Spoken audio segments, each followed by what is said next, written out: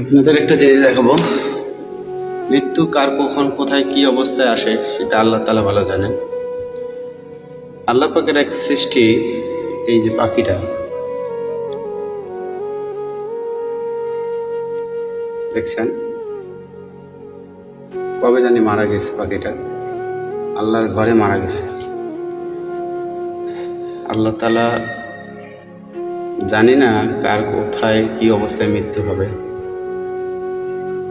এই পাখিটা যেমন আল্লাহর ঘরে মৃত্যুবরণ করেছে, আমাদেরও যেন আল্লাহ তাআলার ঘরে পবিত্রত অবস্থায়, আল্লাহ পায়ে সিজদাগত অবস্থায় আমাদেরও যেন মৃত্যুটা হয়।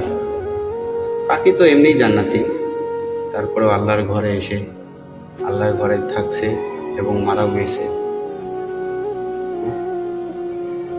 পাখিটা দেখেন, এই জায়গায়, এই যে এর ভিতরে মারা গেছে, এর ভিতরে ছিল, এখানে ছিল পাখিটা। পাখিটা এখানে মৃত্যুবরণ করছে। পাখিটা এখানে আসতো, ঘুরতো ফিরতো,